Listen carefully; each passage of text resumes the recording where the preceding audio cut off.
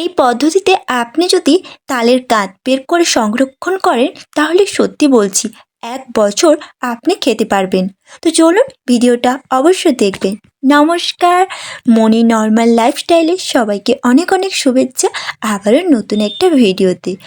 আর আজকে আমি দেখাবো আমি কিভাবে তাল থেকে তালের কাঁদ বের করে পুরো 1 বছর রেখে অল্প অল্প করে মাঝে মধ্যে খাই।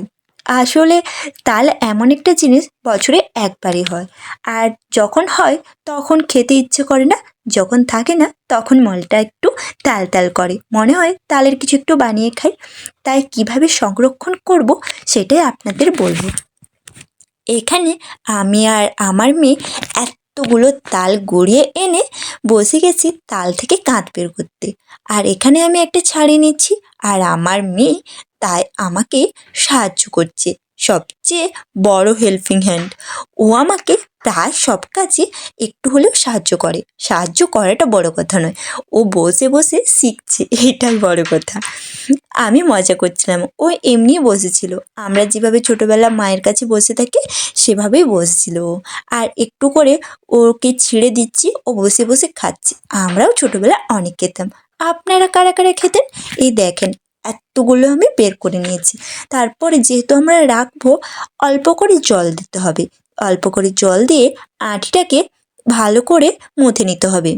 এটা করলে আঁটিগুলো নরম হয়ে যাবে, আর এর থেকে কাঁদটা বের করতে অনেক সুবিধা হবে। আর এটাতে অনেক তাড়াতাড়ি সহজ পদ্ধতিতেও তালের কাঁদটা বের করা যেতে পারে। তারপরে এগুলোকে সবগুলোকে ভালো করে একটু একটু করে জল যে দিয়েছিলাম সেটা দিয়ে নরম করে নিচ্ছি। নরম করে নিয়ে তারপরে তালের কাঁদটাকে বের করব। আর এখানে আমার মেয়ের ভূমিকা হচ্ছে ও বসে বসে মাছি তাড়াচ্ছে। এটাই ওর বর্তমানে এখনকার কাজ।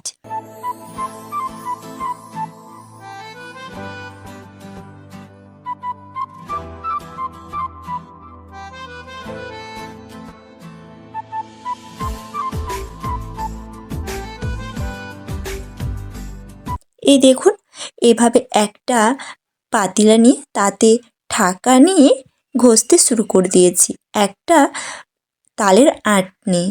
এভাবে করলে খুব তাড়াতাড়ি এই তালের আঁট থেকে কাঁদটা আলাদা হয়ে বেরিয়ে যাবে। এই দেখুন এতটা বেরিয়েছে আমার অতগুলো তাল থেকে। এইটাকে আবার ভালো করে চুলাতে বা গ্যাসে গরম করে নিতে হবে। আমি গ্যাসে এটাকে ভালো করে গরম করে নিচ্ছি। আর চুলার আঁচে হোক বা গ্যাসে হোক অল্প অল্প করে জাল দিতে হবে। বেশি জাল দিলে নিচে লেগে যাবে, আর লেগে গেলে পুড়ে যাবে। অল্প জ্বালন দিয়ে হালকা আঁচে এটাকে ভালো করে গরম করে নিচ্ছি। আর হ্যাঁ, এটার মেন একটুকু খাওয়ার সোডা আর একটু নুন আমি দিয়েছিলাম, যেটা দেখাতে ভুলে গেছি। তারপরে একটা এভাবে কৌটো নিয়েছি, কৌটো নিয়ে কৌটোতে সবগুলো ভালো করে ঢেলে নেব।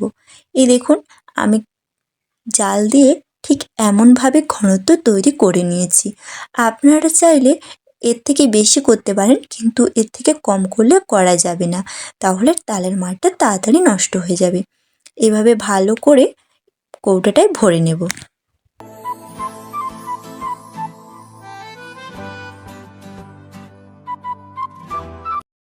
এই দেখুন আমার ভরা হয়ে গেছে। আর এটাকে এখন আমি ডিপ ফ্রিজে রেখে দেব। চাইলে ছোট ছোট কৌটো করেও রাখতে পারেন, আমি কয়েকটা ছোট কৌটোতেও রেখে দিয়েছি। এভাবে করে দিলে ডিপ ফ্রিজে রাখলে যদি না কারেন্ট যায়, সত্যি বলছি অনেক দিন ওই 7-8 মাস মতো থেকে যায়। আমি তো রেখে খাই, কোনো অসুবিধা হয় না। পারলে আপনারাও চেষ্টা করে দেখতে পারেন, কিচ্ছু হবে না। হ্যাঁ, ডিপ ফ্রিজে রাখতে হবে, নর্মাল ফ্রিজে না, ডিপ ফ্রিজে। দেখবেন একদমই ভালো থাকবে।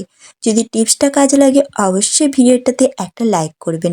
আর দেখা হচ্ছে আবার কোনো নতুন ভিডিওতে। ততক্ষণে আপনারা সুস্থ থাকবেন, ভালো থাকবেন।